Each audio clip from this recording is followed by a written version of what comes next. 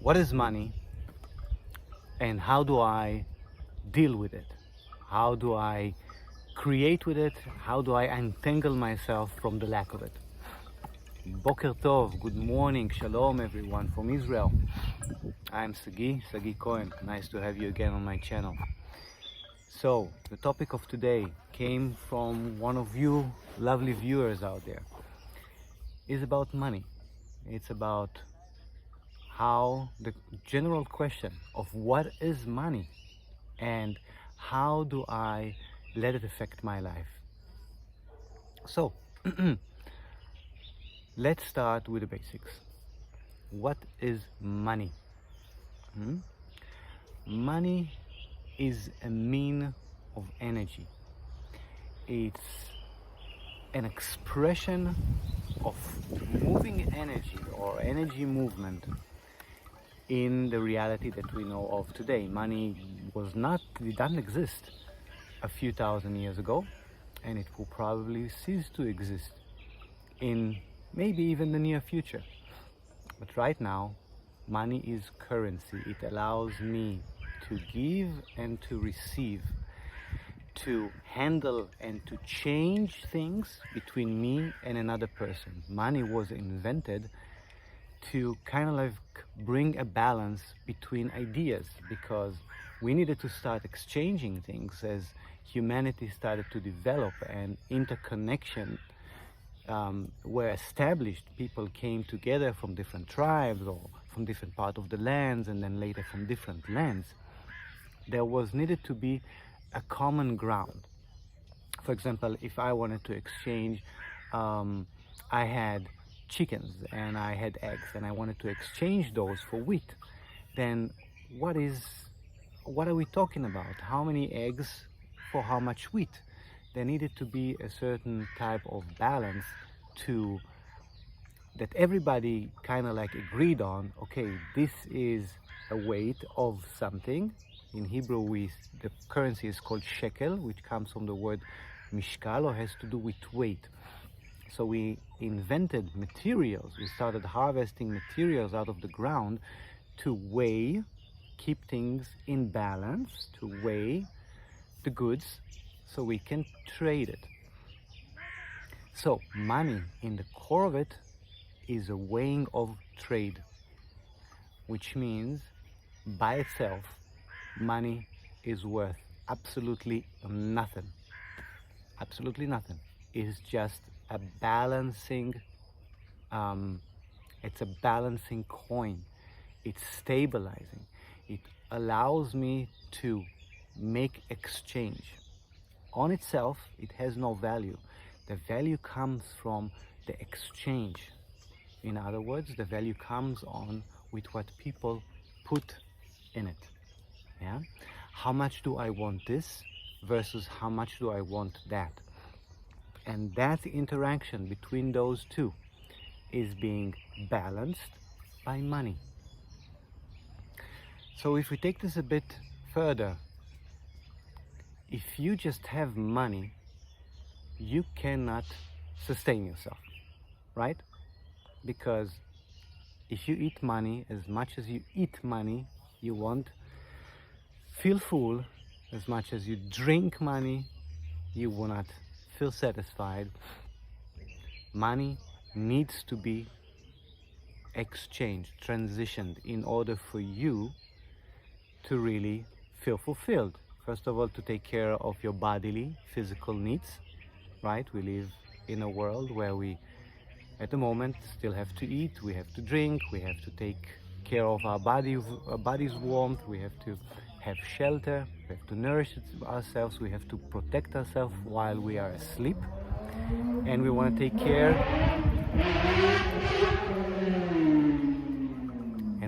care of our loved ones, right? So we always need money in order to do something with it. Money is never a goal, therefore. Money is always a means to a different goal. And this is important, very imperative to understand, because so many people have put money as their goal. And by that, you will never reach a point of saturation. You will never be satisfied. If money is your goal, you will always chase that goal. You will always, because you will see that there's not enough of it. All right? So money is not a goal. It doesn't matter how much you accumulate with it. It only matters what you can do with it. That's the question you need to ask yourself then. What do you really want to do with money? Do that brainstorming today. If you had all the money in the world, or as much money as you can imagine, what would you do with it? That is the basics of your question, because that would lead you to what you're after. If you would like to have all the money so you don't have to work, then that's your goal, not working. If you want to have all the money so you can buy yourself that dream house, then that is your goal, the dream house. So first of all, start by being honest, getting to know yourself. What am I after? What do I want to do with money? Why do I even try to get it? What's the point? What is my goal? Probably you have certain different types of goal, which is great, because the next question that you have to ask yourself is, what is my relationship to money? Much like anything else outside ourselves, there's always the question of my relationship to it. My relationship to my house, my relationship to my car, my relationship to my children, my relationship to my partner, my relationship to my friends, to my parents. That is what deciding how do I feel towards that person, towards that thing, towards that job, towards that fill in the blanks. What is my relationship to it? Because that definition decide or influences how much I am going to interact with it, right? Because if you have a relationship with somebody that you do not enjoy the basics of that relationship, you would not want to attain more of that relationship. Think about any person in the world that you don't like, that triggers you. That defines your relationship with that person, which means you will try to avoid that person, or you will just put your attention in different things. That goes the same with money. If your relationship with money is, let's call it a negative relationship, or let's say it's a relationship where you feel money is anything negative, dirty, corrupting, destructive. If this is your mindset, then naturally you would try to avoid that. You will try to avoid the destruction. You will try to avoid corruption. Correct? This is the law of attraction in this reality. Whatever you are attracted to, whatever you feel that it is empowering you and nourishing you and pleasurable, you want to attain more of. Whatever is not, you want to have less of. So you got to ask yourself, what is my relationship to money? How do I perceive money? For many, many years, I have perceived money as something corruptive. We have all this notion about rich people and what they can do with money. That is not money, that is power. Again, money is never a goal. Money is always a mean. And in our society, or in a modern society, modern Western society, definitely, money is a mean to obtain power, to be in power and to influence my will in my reality and maybe also on other people. So that is where corruption gets into place, or destructive influences. It's when power is overruling my emotions. But that's a different subject. We are just understanding that money, it cannot corrupt any person. Money on itself has no value. It's only a mean to obtain. So many people trying to obtain power, And because they try to obtain power, they abuse the path towards that. And that is not necessarily what you are going to do with money, isn't it, my friend? Because for those of you that have that rejection for money because money is negatively influential or corruptive or destructive, then it means you have already inside of you, you've developed that moral compass that tells you, don't go there, my friend. I don't want to be that person. I don't want to corrupt anybody, definitely not myself. I don't want to destroy people around me. So if you already know that, if you already feel that inside of you, that is your compass, which means when you change your objective towards money, and when you will start gaining more money and obtaining more money in your life, you will not go that path, because you have a moral compass inside of you that will always direct you towards the well-being of yourself and of others. So first ask yourself, so we had first ask yourself, what do I want to do with money? And then ask yourself, what is my relationship to money? And if your relationship to money is that which I've mentioned now, then it's time to change that. That is probably the very first thing that is influencing you from receiving more money, that is keeping you in a mentality of lack. Yeah? Many people in my generation, especially in this part of the world, or a place like Israel, you grow up with a lot of lack, or at least this is what they try to sell you. They tell you that there is lack. I grew up where there was lack of means, there was definitely lack of security, there was even lack of water at one point. There's a lack of safety. There's lack of knowledge. This is what I grew up with. And maybe you can relate to what I'm saying. And as long as you believe in that lack is the standard of how you perceive the world, then your mind, which is there to just enhance your reality, this is what provides you the reality. You are absorbing it through your senses, and your mind translated to you, and your mind translated to you according to the software that is running over there right now.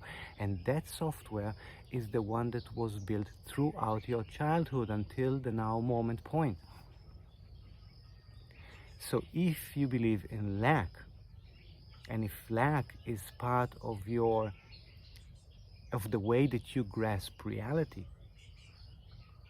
then this is the filter to your reality. So it doesn't matter what comes to you, how much reality wants to give you, you will measure it.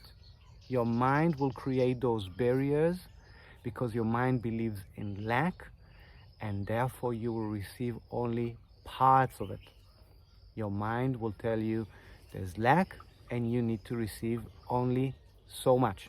Or your mind will tell you, you believe that abundance and money is corrupted, therefore you will receive only so much, because your mind is trying to protect you, is trying to hold the space which in you believe, your belief systems.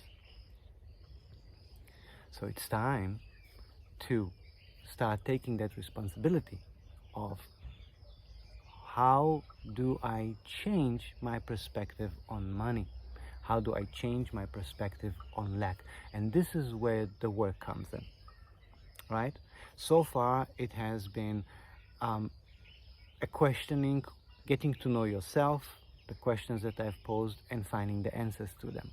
Once you have got to that point, that you understand that you have a false belief of lack, and I'm saying it's false because if you look around you, there's plenty of everything, yeah?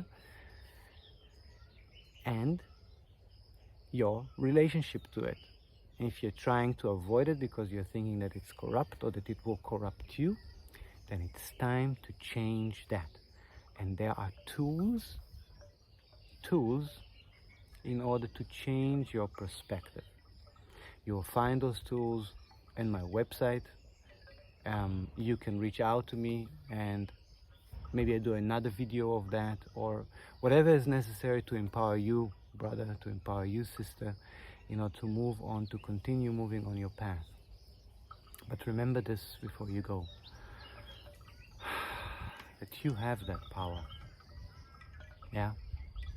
You've probably grown up in a way, in a place, in a society that has taken that power away from you, by telling you that there's a lack, by telling you that you're not good enough, by telling you that you should minimize yourself. You're too loud, you're too much, you're too whatever. That was their thing. That was their issue. Whoever told you that. The core of you is full of potential.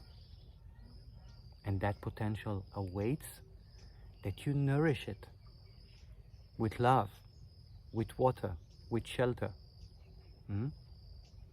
with your own light, with your awareness. Nurture that seed inside of you, just like you would nurture a seed that you plant in the ground of whatever flower, of whatever bush, of whatever tree. Nourish that inside of you and allow that potential to unfold and to start growing, because that potential knows absolutely no limits. And it will take you on a beautiful journey where abundance is a constant experience. Thank you, my friend. If you like that, do press the like button, subscribe, share, do whatever you want. Just send some love back. I appreciate that. Have a great day.